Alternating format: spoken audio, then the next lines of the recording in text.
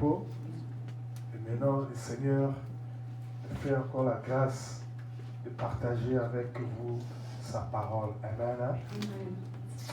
Dieu est merveilleux. Nous allons prier. Alléluia. Seigneur, Dieu, merci.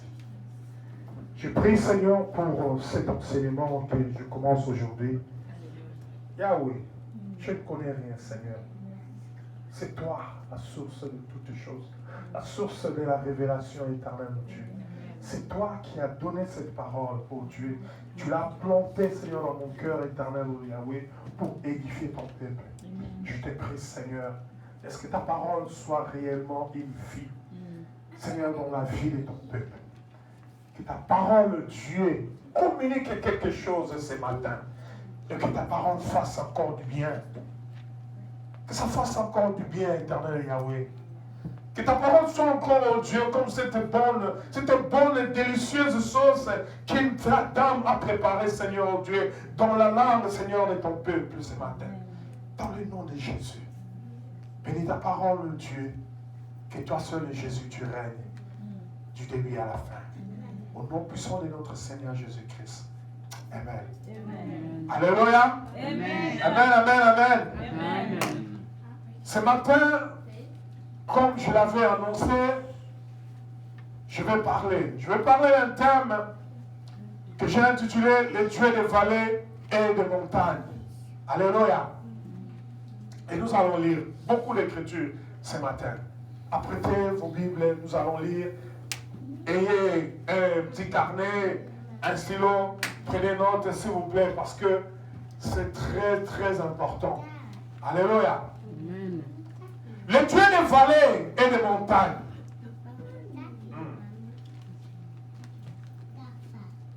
Nous allons lire. Prenez avec moi premièrement un roi. Un roi 20.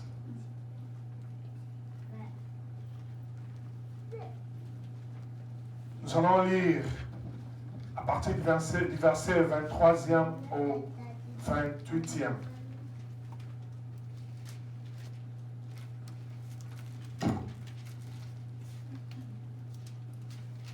Un roi 20, vous y êtes? À partir du verset 23e.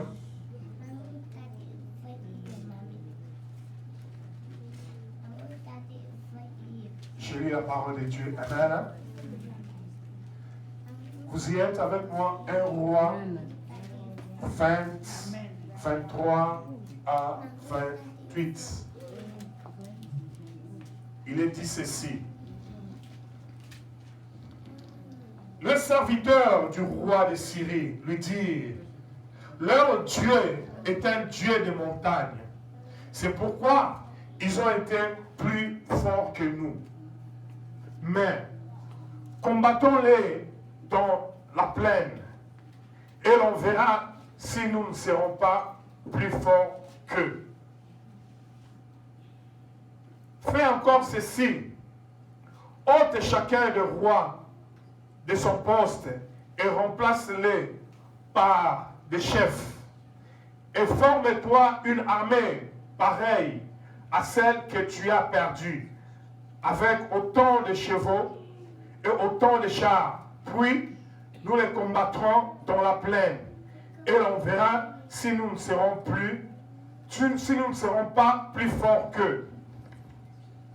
Il les écouta et il fit ainsi. 26e. L'année suivante, Ben-Hadad passa les Syriens en revue et monta vers Aphek pour combattre Israël. Les enfants d'Israël furent aussi passés en revue. Ils reçurent de vivres. Ils marchèrent à la rencontre des Syriens. Ils campèrent vis-à-vis d'eux, semblables à deux petits troupeaux de chèvres, tandis que les Syriens remplissaient le pays. L'homme de Dieu s'approcha et dit au roi d'Israël, « Ainsi parle l'Éternel, parce que les Syriens ont dit, l'Éternel est un Dieu de montagne, et non un Dieu de vallée. je livrerai toute cette grande multitude entre tes mains, et vous saurez que je suis l'Éternel. Je paraphrase, et vous saurez que je suis l'Éternel, le Dieu des vallées et le Dieu des montagnes. Qui a compris? Alléluia. Vous saurez que je suis l'Éternel. Et l'Éternel ici, c'est écrit, c'est toujours écrit avec E majuscule. Alléluia. Je suis l'Éternel. Alléluia. Nous allons arriver. Prenons encore avec moi Genèse 37. Cette histoire que vous connaissez très bien. Genèse 37, nous allons lire un certain nombre de passages. Amen. Genèse 37, nous lirons premièrement le verset 7e à 11e.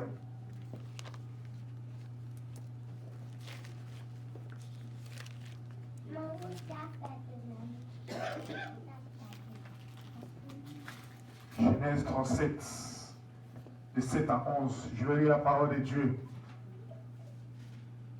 Vous y êtes? Amen. Nous étions alignés de gerbes au milieu des champs.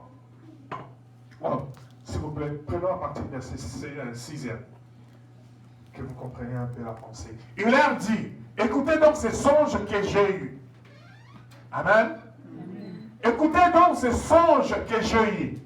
Nous étions alliés des gerbes au milieu des champs. Et voici ma gerbe s'éleva et se tint debout. Et vos gerbes l'entourèrent et se prosternèrent devant elle. Ses frères lui dirent, est-ce que tu régneras sur nous? Est-ce que tu nous gouverneras? Et ils le haïrent encore davantage à cause de ses songes et à cause de ses paroles.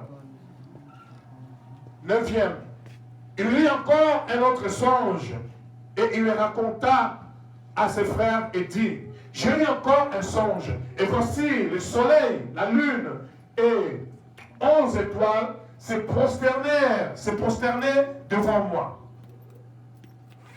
Il le raconta à son père et à ses frères. Son père le réprimanda et lui dit, que signifient ces songes que tu as eus? Faut-il que nous venions, moi, ta mère et tes frères, nous prosterner en terre devant toi? Ses frères eurent de l'envie contre lui, mais son père garda le souvenir de ces choses. Amen. D'abord, nous avons lu 1 roi 20, 23 à 28. Et nous venons de lire Genèse 37, 7 à 11. Et nous sautons pour lire 24 et 28. 24 à 28. Il est dit ceci. Ils le prirent et le jetèrent dans la citerne. Cette citerne était vide. Il n'y avait point d'eau. Ils s'assirent ensuite pour manger. Et ayant levé les yeux, ils virent une caravane d'Ismaélites venant de Galade. Leurs chameaux étaient chargés d'aromates, de baumes et de myrrhe qu'ils transportaient en Égypte. Alors Judas dit à ses frères, que gagnerons-nous à tuer notre frère et à cacher son sang? Venez, vendons-le aux Ismaélites et ne mettons pas la main sur lui, car il est notre frère, notre chair. Et ses frères l'écoutèrent. Au passage des marchands madianites, ils tirèrent et firent remonter Joseph hors de la citerne et le vendirent pour 20 cycles d'argent aux Ismaélites. qui l'amenèrent en Égypte. Amen. Amen. Nous sautons pour aller lire Genèse 39. À partir du verset 1er au 6e verset. Il dit ceci. 39, 1 à 6. On fit descendre Joseph en Égypte, et Potiphar, officier de Pharaon, chef de garde égyptien, l'acheta des Ismaélites, qui y avait fait descendre. L'Éternel fut avec lui, et la prospérité l'accompagna. Il habitait dans la maison de son maître, l'Égyptien. Son maître vit que l'Éternel était avec lui, que l'Éternel faisait prospérer entre ses mains tout ce qu'il entreprenait. Joseph trouva grâce aux yeux de son maître, qui l'employa à son service et l'établit sur sa maison et lui confia tout ce qu'il possédait. Dès que Potiphar lui établit sur sa maison et sur tout ce qu'il possédait, l'Éternel bénit la maison de l'Égyptien à cause de Joseph. Et la bénédiction de l'Éternel fut sur tout ce qui lui appartenait, soit à la maison, soit au champ. Il abandonna aux mains de Joseph tout ce qui lui appartenait, et il n'avait avec lui d'autre soin que celui de prendre sa nourriture. Or, Joseph était beau de taille et beau de figure. Ce détail-là va causer des problèmes, des ennuis. Nous allons voir ça plus tard. Amen. Allons maintenant à Philippiens 1, le verset 6e. Nouveau Testament.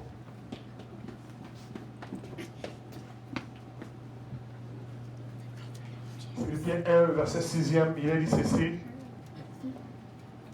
J'aime ça. Je suis persuadé que celui qui a commencé en vous cette bonne œuvre la rendra parfaite pour le jour de Jésus-Christ. Alléluia. Philippiens 1, 6. Je suis persuadé que celui qui a commencé en vous cette bonne œuvre la rendra parfaite pour le jour de Jésus-Christ. Alléluia. Psaume 23. Qui peut réciter ça?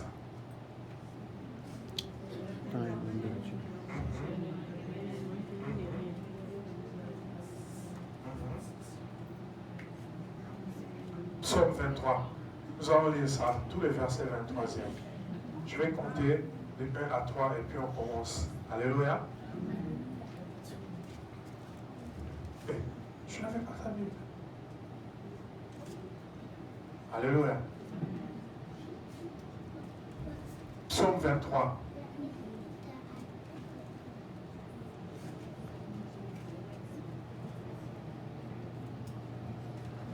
Amen. À 3, nous allons commencer. 1, 2, 3. L'Éternel est mon berger, je ne manquerai de rien. Il me fait reposer dans des verts pâturages. Il me dirige près des eaux paisibles. Il restaure mon âme. Il me conduit dans les sentiers de la justice, à cause de son nom. Quand je marche dans la vallée de l'ombre de la mort, je ne crains aucun mal, car tu es avec moi. Ta houlette et ton bâton me rassurent. Tu dresses devant moi une table, en face de mes adversaires. Tu oindres ma tête et ma coupe déborde. Oui, le bonheur et la grâce m'accompagneront tous les jours de ma vie. Et j'habiterai dans la maison de l'Éternel jusqu'à la fin de mes jours. Amen. Amen. La partie qui nous intéresse réellement, c'était: quand je marche dans la vallée de l'ombre de la mort, je ne crains aucun mal, car tu es avec moi. Ta houlette et ton bâton me rassurent. Alléluia. Amen. Voilà donc, sur base de ces textes, ces différents textes que nous venons de lire, nous allons parcourir ce thème ici, le Dieu des vallées et le Dieu des montagnes. C'est l'enseignement que nous commençons Dieu seul sait quand nous allons finir. Alléluia. Mais commençons. Amen. La Bible dit que la fin d'une chose vaut mieux que son commencement. Amen. Faites des efforts d'être ici et écoutez cet enseignement jusqu'à la fin. Et que Dieu vous bénira. Alléluia. Amen. Le Dieu des vallées et des montagnes. Dans nos vies, dans notre vie, il y a des temps, il y a des périodes, il y a même des saisons dans notre vie où nous sentons que Dieu n'est plus avec nous. Où nous sentons comme si nous sommes réduits à notre plus petite expression. Alléluia. Ça arrive dans la vie de tout enfant de Dieu. Des périodes pareilles. Ça veut dire que tu te convaincs toi-même que non, en tout cas, Dieu n'est plus avec moi. Alléluia. Et cela à cause des circonstances autour de toi, à cause des événements autour de toi, à cause des conditions dans lesquelles tu te trouves. Et ces situations, même ces circonstances, arrivent à te convaincre réellement que non, maintenant là, tu es fini, Dieu n'est pas avec toi, que tu es seul. Alléluia. Est-ce que quelqu'un a déjà eu à expérimenter des temps pareils? Amen. Moi, je l'ai déjà expérimenté. Alléluia. Et des fois, dans des moments pareils, maintenant, on se pose des questions, on dit, mais qu'est-ce qui m'arrive? Qu'est-ce que je fais? Mais quand tu regardes autour de toi, tu l'examines, tu fais l'introspection, la rétrospection, mais tu ne trouves réellement rien de consistant qui puisse te mettre dans pareille circonstance ou situation. Alléluia. Je ne parle pas d'un certain état d'esprit passager qui dure, je crois, un jour ou quelques heures. Mais je parle d'un état qui est quasiment permanent. Amen. Quasiment permanent, c'est-à-dire presque permanent. Ça prend vraiment un laps de temps un peu considérable dans ta vie. Tu sens rien. Amen. Tu sens rien dans ta vie. Tu sens que Dieu n'est pas avec toi. Tu sens que tout ce que tu fais, rien ne marche. Tu sens que tu es abandonné. Tu te sens même isolé. Combien même que tu as des gens, tu as ta famille avec toi, tu as tout le monde que tu aimes autour de toi, mais tu te sens isolé. Amen. Tu sens des choses en toi que tu ne peux même pas expliquer à personne parce que personne ne comprendra. Ça nous arrive de temps pareil. Alléluia. Et Dieu merci. Ces temps-là, ce sont des temps que j'appelle des vallées dans ta vie. Alléluia. La vallée se trouve en bas. Alléluia. C'est là où tu sens que non, ça ne va pas. Je suis vraiment nul et je suis réduit à ma plus petite expression. C'est-à-dire que tous les efforts que tu peux fournir, rien ne va. Tu sens que toutes les portes sont fermées. Tu fais des efforts pour sortir de cette situation, mais tu n'arrives pas à sortir. Mais la situation est là et elle est permanente.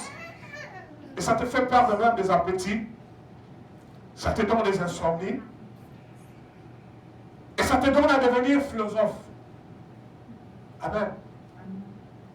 Il y a des moments de notre vie où nous devenons des philosophes parce que nous réfléchissons beaucoup. Nous réfléchissons, nous voulons donner des explications à tout ce qui nous arrive. Je vais dire à quelqu'un que tout ce que tu n'as pas des explications à tout ce qui t'arrive. Tu n'as pas toujours d'explications à tout ce qui t'arrive dans la vie. Amen. Amen. Il y a des choses qui t'arrivent dans la vie. L'explication, c'est seulement Dieu. Amen. L'explication, c'est seulement Dieu. Alléluia. Puisque consciemment, tu sais que tu te réponds de rien, tu ne connais rien. Ben, qui peut être l'explication? Qu'est-ce qui peut être l'explication?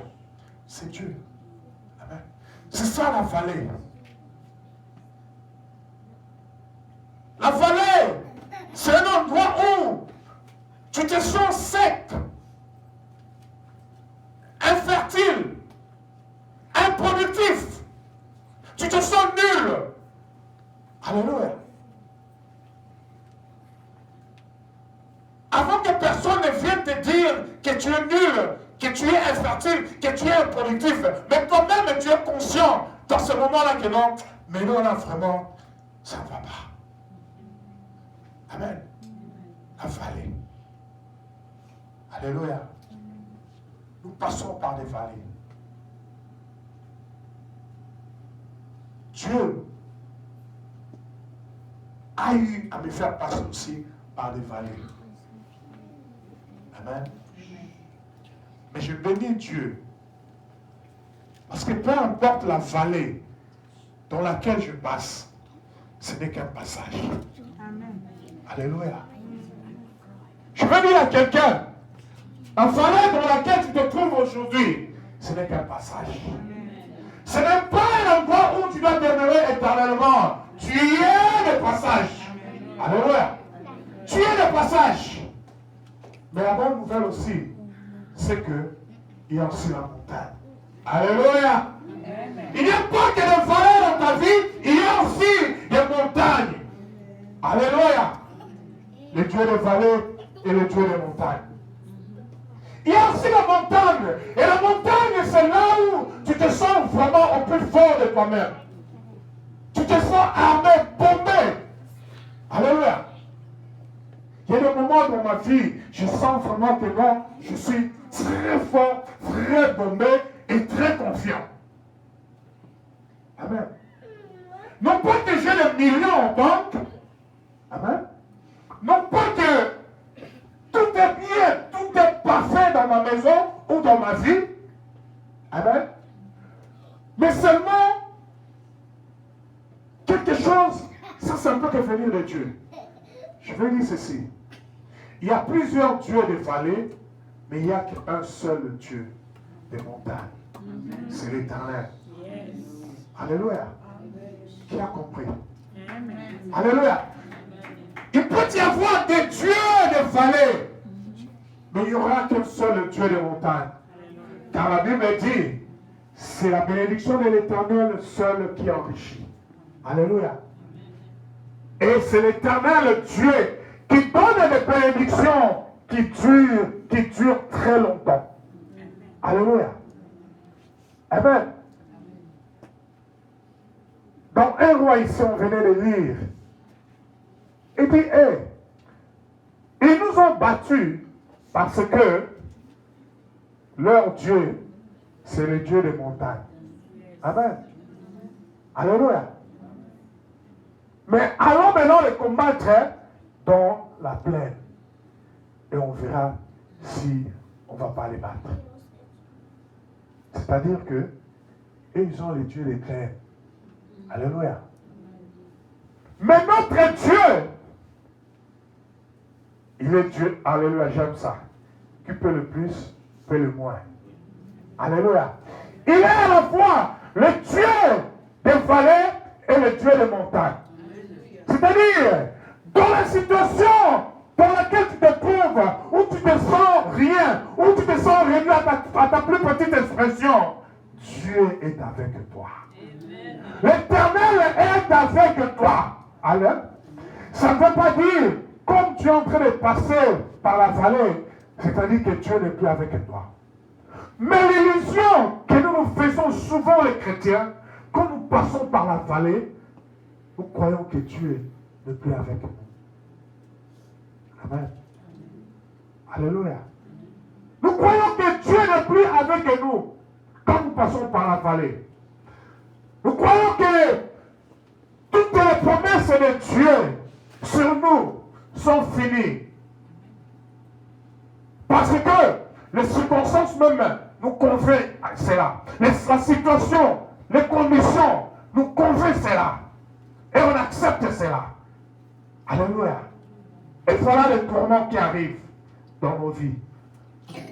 Alléluia. On sent comme si c'est fini pour nous, il n'y a plus de secours pour nous, il n'y a plus d'issue. Non, c'est fini pour moi. Ça, cette situation-là, c'est fini. Et je vais dire à quelqu'un, même dans ta vallée, Dieu est avec toi. Amen. Parce qu'il est Dieu partout.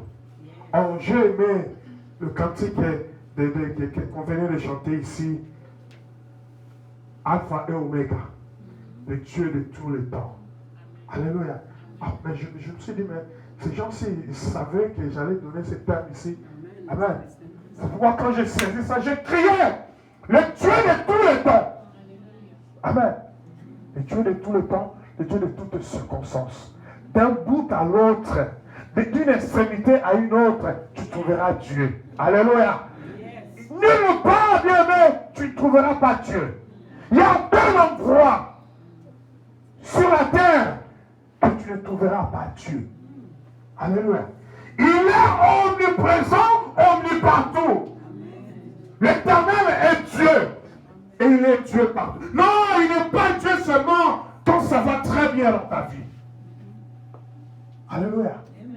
Ça, c'est l'erreur que nous faisons de croire que Dieu est notre Dieu seulement quand tout va bien dans nos vies. Mais j'aimerais que les enfants de Visa savent que Dieu demeure leur Dieu, même dans la vallée. Même dans la vallée, l'Éternel est Dieu. J'aime ça. Même dans le tombeau, Jésus-Christ est Seigneur. Alléluia. Oh, quelle est cette vallée où Dieu n'est pas? Quelle est cette vallée dans laquelle Dieu n'est pas? Quelle est cette place, quelle est cette extrémité de la terre où notre Dieu ne règne pas? Alléluia. Il règne. Il règne partout. Même dans la vallée, il règne. Même dans ta vallée que tu es en train de traverser aujourd'hui, l'Éternel est en train de régner. Amen. Alléluia. Et lorsque tu as cette certitude que même dans cette vallée-ci, l'Éternel est avec moi, bien-aimé, tu ne vas pas courber la tête. Tu ne vas pas marcher tête courbée. Tu ne vas pas être découragé, mais tu vas te relever et avoir l'assurance, la certitude que tout ira bien. Parce que il est là. Quand il est là, tout est accompli et tout est bien. Alléluia. Non. Tu n'es pas seul dans cette situation. Tu n'es pas seul dans cette vallée. Tu as quelqu'un. Oh, c'est lui qui t'accompagne partout. Je dis partout dans ta vie. Il ne te laisse pas. Du reste, combien de fois il est dit dans la Bible, ne crains pas, je ne t'abandonnerai pas, je ne te délaisserai pas, je serai toujours avec toi, je marcherai avec toi. Combien de fois? Plusieurs fois. Il y en a qui ont fait les statistiques, ils ont dit 330, 36. Il y en a beaucoup. Plusieurs fois. Et la Bible à moi dit, quand Dieu répète une chose 2 fois seulement, c'est que quoi? C'est que la chose est arrêtée de Dieu. Amen. Mais si c'est plus de 2 fois, alléluia. Ça veut dire que Dieu est réellement avec nous partout. Que ce soit le vent, que ce soit la tempête, que ce soit la pluie, que ce soit le jour, que ce soit la nuit, Dieu est là. Ça, c'est une assurance que j'aime avoir. Amen. Ça, c'est une assurance que j'aime avoir, que les chrétiens doivent avoir. Le Dieu des vallées et des montagnes.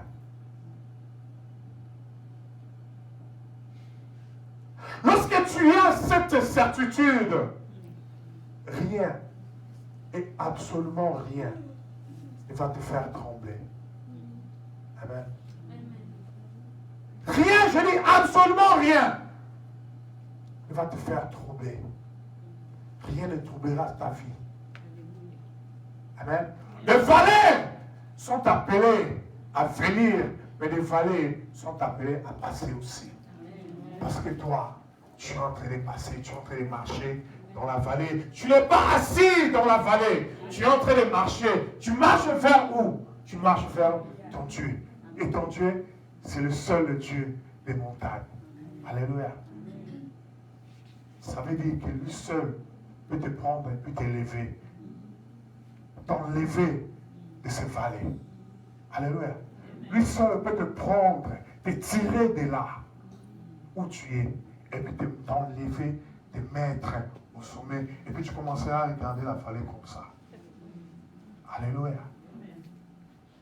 Il est le Dieu des hauteurs. Amen. Et sa volonté, c'est de t'amener dans ces hauteurs-là. C'est là où tu te sens bien, très fort, très puissant, très confiant. Alléluia. Et tu es des vallées et des montagnes. Mon objectif ici, c'est quoi? J'aimerais que nous servions ou nous confessions un Dieu qui est avec nous dans toutes circonstances. Quand ça va, il est Dieu. Quand ça ne va pas même dans ta vie, il doit demeurer Dieu. Parce que le comble, c'est quoi? Il y a des gens, lorsque ça ne va pas, ils abandonnent Dieu. Ils rejettent Dieu. Amen. Non. Dieu doit demeurer Dieu dans ta vie en toutes circonstances de ta vie. Heureuse ou pas heureuse. Dieu doit demeurer Dieu. Vous avez déjà vu un poisson sortir de l'eau, de la mer, parce qu'il y a trop de vagues? Non. Il dit non, vous avez déjà vu ça? Jamais. Le poisson, malgré la vague, malgré la tempête, le poisson est toujours là. Alléluia. Alléluia. La tempête même, la mer l'entraîne, il va. Alléluia. Mais il demeure là. Pourquoi? Parce qu'il sait que les bandas à Okufa, il va suffoquer dans moi. Il ne saura pas résister longtemps la chaleur du dehors. Amen. Le poisson, là où ils se sont à l'aise, c'est où? C'est dans l'eau. Mais quelle que soit la tempête, quel que soit, le poisson demeure et il ne préférera même pas sortir. Parce que il ne connaît pas le dehors. Ça, c'est une autre